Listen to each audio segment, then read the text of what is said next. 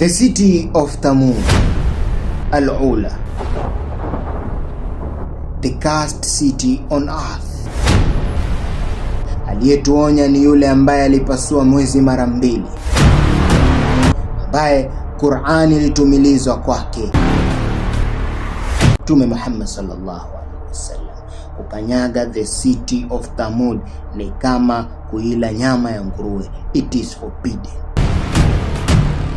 The city that lies in the heart of the red land of Arabia, in Al-Ula. The story of this city will send chills down your spine.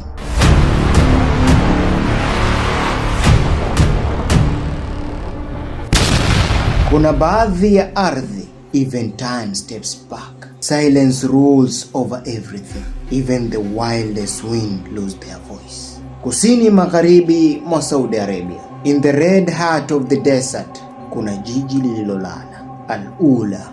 Ukiangalia kwa mbali kuna ukimya uliokithiri, ila kwa yule aliyepita karibu, it is the name of a deep fear.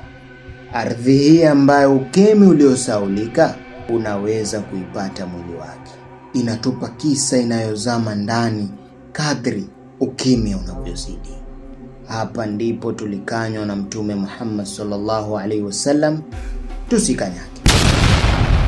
Mahali hapa inapatikana kilomita 300 kaskazini mwa Madina na kilomita 670 away from the Kaaba.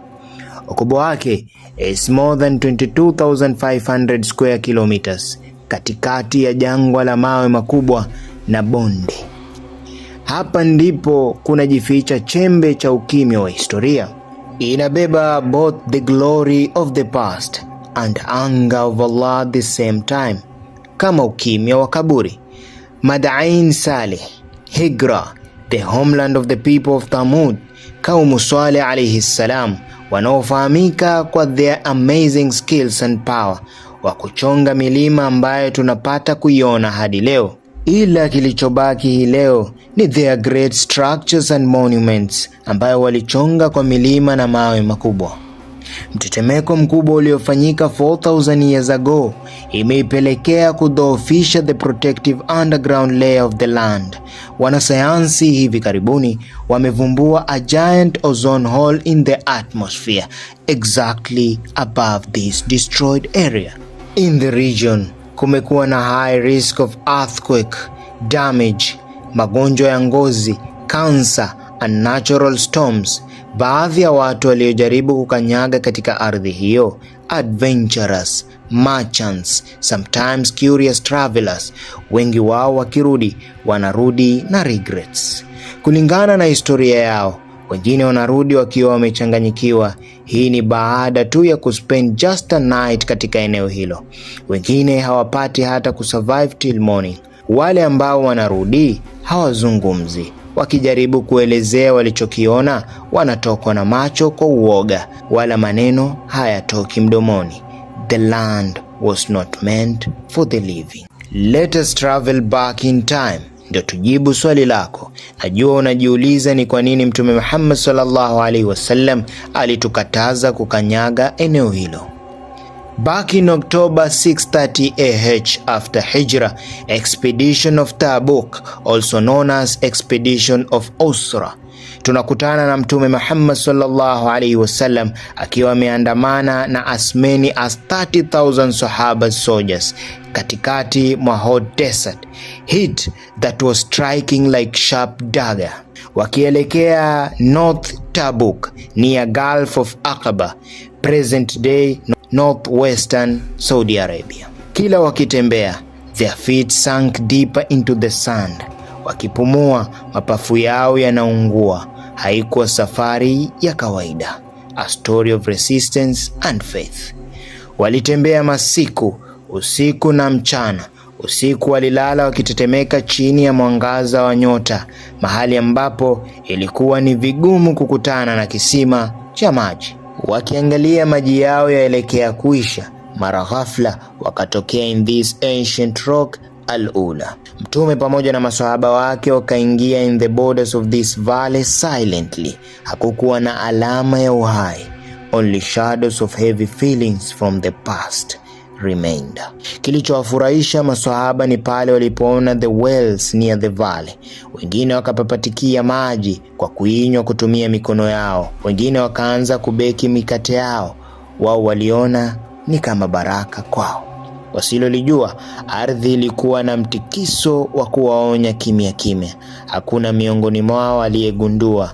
Mara kukasikika the voice that echoed kwa ukimya. Stop! The voice was sharp, deep and commanding.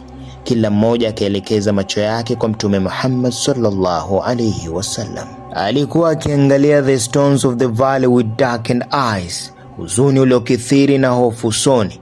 Wale maswahaba waliokuwa wameshikilia chupa walidondosha kwa hofu.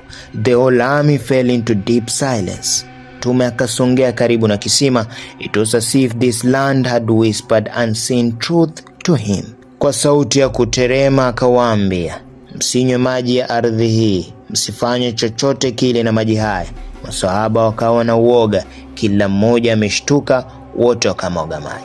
Hakuna aliyetaka kwenda kinyume na kile Mtume amewaonya with such deep concern.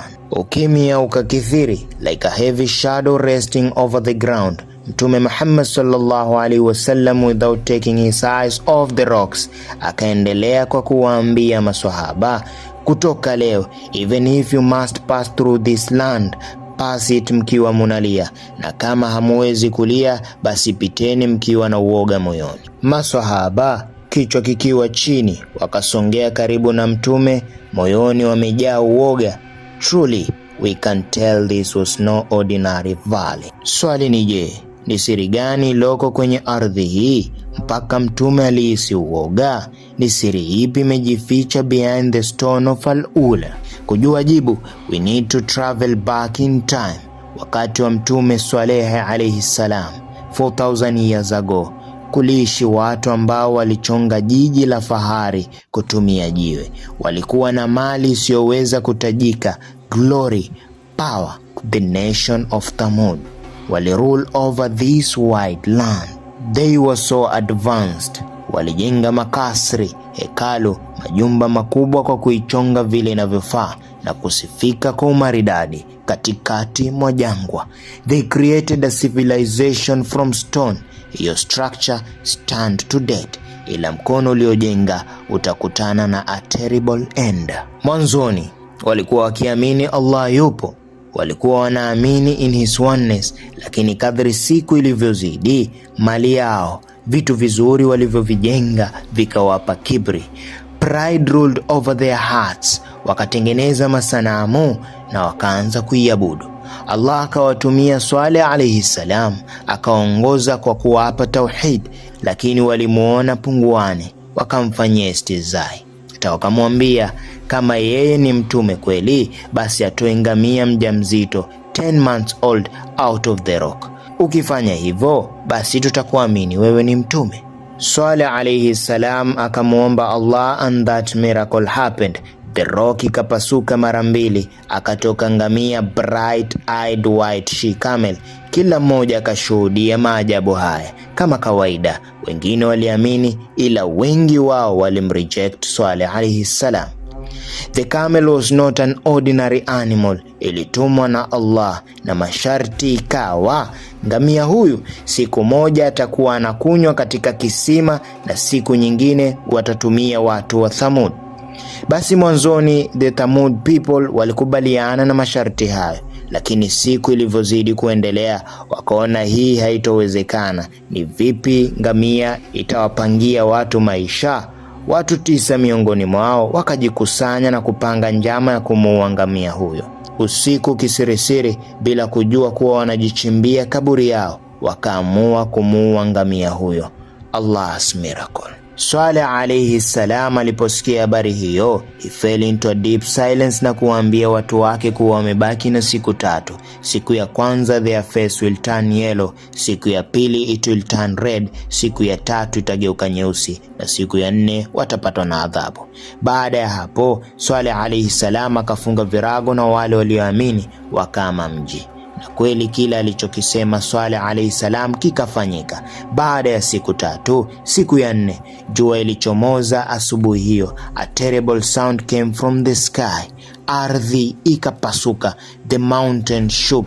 Ile mkono iliyochonga mawe walikuwa wametayarisha kaburi yao. The mighty blast seized them, kama tunavyoelezewa katika Quran, and they fell dead on their knees. Cha kustaajabisha, the area Mtume alituonya tusinywe hata maji yake, na kama lazima kuingia hapo tuingie kama tunalia. The Saudian government is turning it into a center of entertainment. Niite Salmin JR, mpekuzi wa historia.